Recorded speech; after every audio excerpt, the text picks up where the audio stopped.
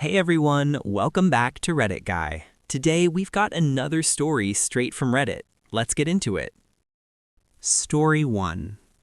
Am I the asshole for getting the man who sexually harassed me fired right before Christmas? A little over 2 weeks ago, my family and I went away for Thanksgiving weekend. A few days after the holiday, I was walking my service dog when one of the groundskeepers followed me up a hill. He used his van to block my path and started asking questions about my service animal. Keep in mind, we were essentially in the middle of the woods with no one else around at that time of morning. I answered his question, and he then proceeded to try to distract my service dog. I politely asked him to stop, explained that she was working, and asked him to please leave her alone. He made it very clear that he was not going to do that. He then asked where I was staying. I told him I would not be telling him that because he was a complete stranger. That's when he started asking me a series of sexually inappropriate questions. I repeatedly yelled, "Leave me alone," as loudly as I possibly could, while trying to figure out how to get away from him. He then told me that he was going to sit right there and wait to see which house I went into. And he did exactly that. I eventually managed to speed walk around the back of his car and get a couple 100 feet away in the opposite direction of where I actually needed to go. For about 15 minutes, my service dog and I sat outside until someone else came out, and we were finally able to get inside the house. Once I calmed down, I reported what happened. I was recently informed that he was let go. While speaking to a cousin, she asked if anything ever came of the report, and I told her what happened. She immediately went off on me, telling me how horrible I was for getting someone fired so close to Christmas, and that it wasn't like he actually touched me. I know in my heart that reporting him was the right thing to do. I wasn't seeking his firing, but no one should be able to treat people the way I was treated. Now I have her stupid voice in the back of my head, making me doubt myself. Am I the asshole? Edit. I wanted to take a moment to thank everyone who took the time to offer positive comments, share similar experiences, and give advice. Harassment can make someone feel extremely isolated, so receiving so many supportive responses has been incredibly comforting. To those with negative things to say, I sincerely hope you find time to step away from Reddit and learn to be kind to others. I wish everyone a peaceful and safe holiday season, full of joy and love. Also, thank you so much to everyone who sent awards. Update. I wasn't sure if this warranted a whole new post, but here we go. Regarding the creep, I took the advice of many of you and filed a police report. Will anything likely come of it? Probably not, but even the officer I spoke with said it was good that I started a paper trail. She was very kind throughout the process. As for the awful woman I'm related to, I also took your advice and am officially no contact as of last night. Every year, there's a famous holiday market nearby, and I usually take my younger cousin, her daughter, who is basically my niece. Last night, instead of speaking to me directly, she called my mother and aunt and said she no longer felt right about letting her children be around someone like me. What she didn't know was that I was sitting right next to them. I politely took the phone, told her off, pointed out that she would never have the courage to say that to my face, and told her to never speak to me again. Commenter 1. Holy shit, your cousin is a terrible human. His actions got him fired. Commenter 2. The original poster needs to get a keychain alarm and/or pepper spray. Original poster's reply. I do have a birdie alarm, but since I was half asleep and just ran out to let my dog do her thing, I didn't have my keys on me. Normally, even when traveling, I keep it on my person. You've definitely reminded me to make sure I always have it with me. Thank you. Commenter 3. Hook it to your leash or her harness. Original poster's reply. That's a great idea. I'm definitely going to order a few more and hook one to her harness. Thank you so much. Story 2. Am I the asshole for refusing to spend Christmas at home if my sister is released from her eating disorder clinic for the holidays? My sister, who is 18, has been in inpatient eating disorder clinic since September. This is her third or fourth time in a program like this. It's been 7 years of her eating disorder, and while it's been hell for her, it's been hell for the rest of us. Ever since my sister started getting sick, she has turned into a monster towards me. I'm 16. We were never best friends, but I never thought she hated me the way she claimed since the eating disorder started. For years, she has called me repulsive and among us. She's told me she'd rather die than look like me or be my size. I'm not overweight. My body is just shaped differently than hers. To her, that makes me even fatter, even though she was never overweight herself. At her worst, and this was this year, she told me she wanted me to die because I was so fat and disgusting.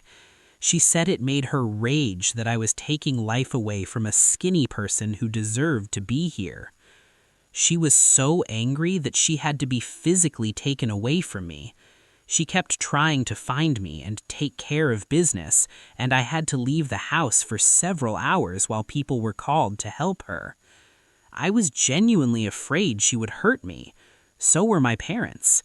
I don't even have to say anything for her to attack how I look, but wishing me dead, and the way she said it, was a new low.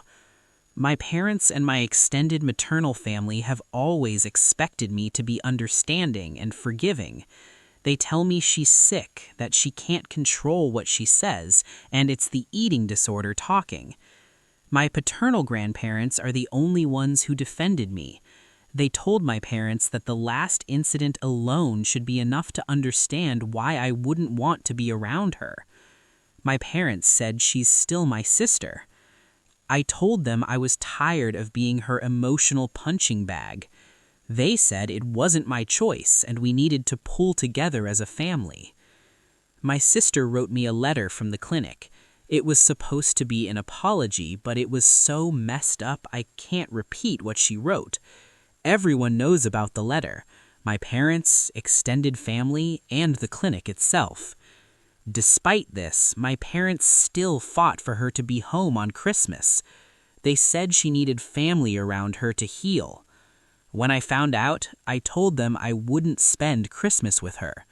We argued, and I told them I would go to my paternal grandparents' house. They said I had to stay home. I told them I would not be home if she was there. They reminded me that I'm a minor and they have the final say, but my grandparents and I have planned it so they can't stop me without physically dragging me home. Am I the asshole? Commenter 1. Not the asshole. Enjoy your stay with your grandparents. Commenter 2. While your parents technically have the final say, you're a minor. You can contact Child Protection Services. They would be very interested in proof of abuse. Commenter 3. Child Protection Services would absolutely want to hear how your parents are forcing you to spend Christmas with your abuser, someone who said you should die and threatened you. Your sister has issues beyond an eating disorder. Eating disorders do not usually cause people to threaten others. She needs serious help, and she should not be released anywhere near someone she has abused. Your parents are enabling her while minimizing your trauma. Have your grandparents help you contact Child Protection Services and possibly pursue custody, even temporarily. You deserve better. Story 3. My brother has been weirdly kind to me for the past few weeks for no reason and won't tell me why. This probably sounds super normal to people who grew up with sweet, affectionate siblings, but that is absolutely not me, 17 female, and my brother, 21 male. Our dynamic has always been bad. We didn't get along. Ever.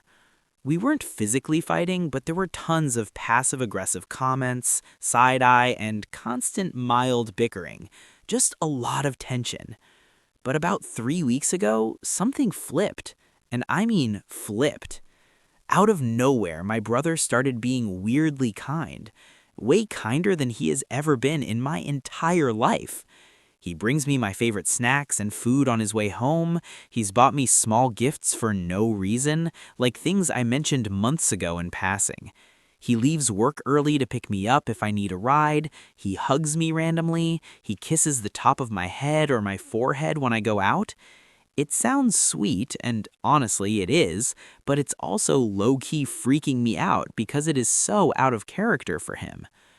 I've asked him multiple times why he's acting like this, and he either dodges the question or gives me the most vague nonsense answer like, "I just felt like it," or "Can't I be nice to you?" I even asked my parents and some of his friends if they knew anything. They all said they didn't know, but with this weird knowing smile, like everyone is in on something except me. It's starting to feel like I'm being set up for the longest prank of all time. I don't know how I'm supposed to react. Part of me enjoys the attention because it's new, but another part of me feels anxious, like something is going on behind my back. Is this some kind of joke? Am I overthinking this? Has anyone ever had a sibling suddenly switch personalities overnight?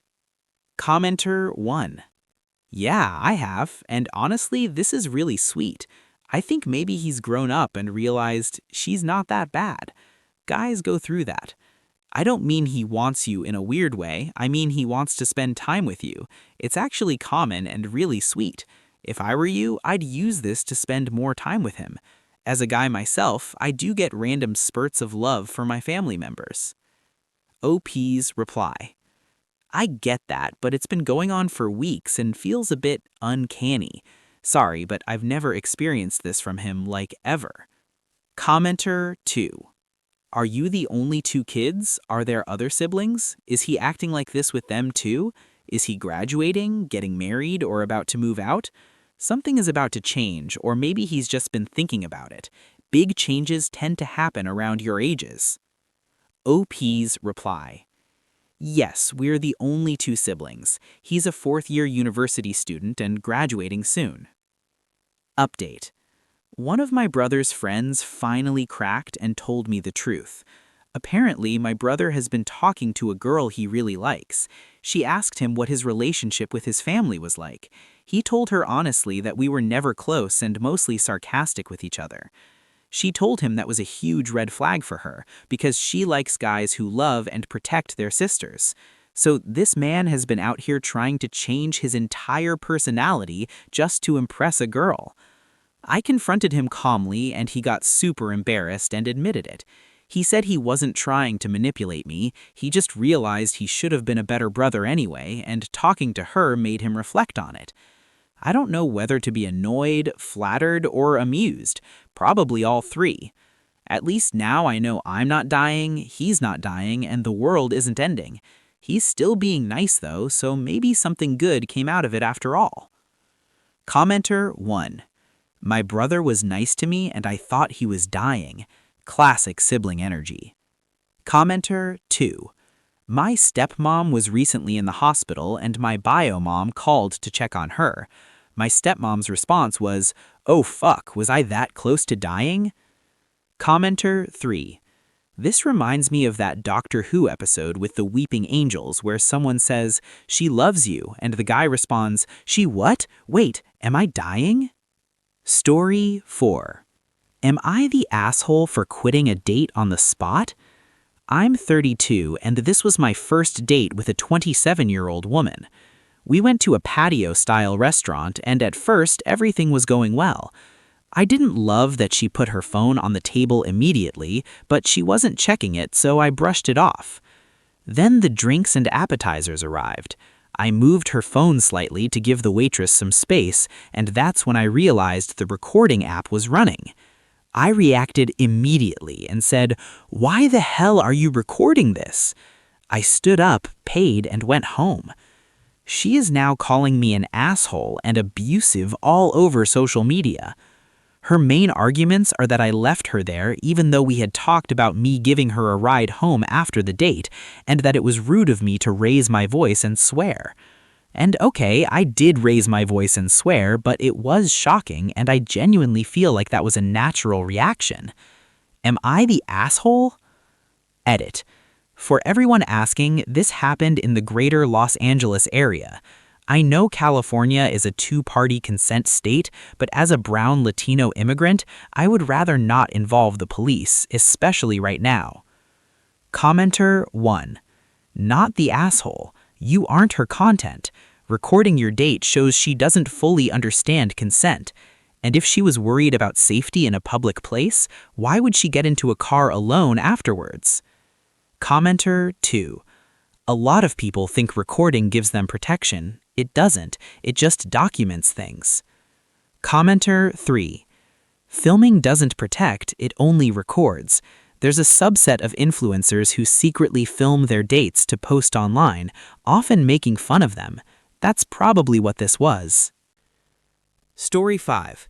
Am I the asshole for not wanting contact with my stepkids after their mom passed away? Catherine was my best friend growing up. She was the first person I ever told that I was gay. She hugged me and told me I was still me. We were there for everything over the last 40 years.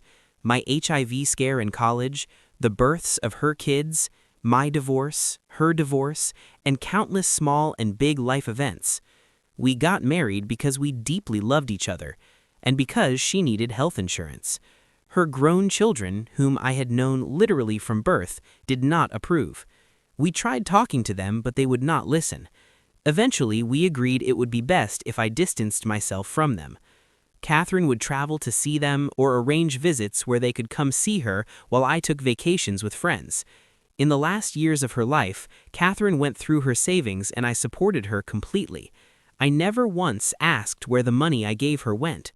I paid for her trips to see her kids because she needed that. I paid for the gifts she sent to her children and grandchildren. It was just money, and I have more than I will ever spend in this lifetime. Catherine passed away in October. All she left her children were sentimental items, pictures, old souvenirs, things like that. She had no money left. Her kids were disappointed but seemed to understand. Then, just after Thanksgiving, they contacted me asking how they were supposed to receive their gifts. The year before, I had rented a ski chalet in Montana for the family. I also paid for 2 days of cat skiing. I did not spend that holiday with them, but it was the last time I ever saw all her children and grandchildren together. I told them their mother had not left them anything for Christmas this year. They were upset. They assumed they were getting another trip to memorialize her, I guess. I told them I was going away for the holidays by myself to spend time with friends, and that is exactly what I did. We spent 2 weeks in Morocco, and I mourned my friend. I did not look at my phone the entire time. I still take photos with my Nikon SLR, so I did not even use my phone for pictures. When I finally turned my phone on at the airport, it was flooded with notifications and messages from her kids. Most of them were not polite. I messaged each of them individually, told them I did not want to hear from them again, and then blocked them. It felt like cutting off a limb. I love those kids, but they spent the last 5 years treating me like nothing, and now they want my money. I'm done. Their father contacted me and said I was being petty and vindictive. He told me that the least I could do was give them whatever my wife left me. I laughed. If I had not had a great career and excellent insurance, all she would have left me was debt. They are all young adults now, some with children of their own. They have shown me clearly that they do not want me in their lives. Am I wrong for agreeing with them and taking actions to make it so? Comments. Commenter 1. Not the asshole. They do not want a relationship with you. They want your money. You owe them nothing. Commenter 2. They want a relationship with OP's bank account. Commenter 3. They seem to believe their mother had money and left it to OP. I would make it very clear that OP funded their holidays for years, and there was nothing to inherit. Once they realize the well is dry, they will probably disappear. This brings us to the end of our story. Make sure to comment, like, and subscribe.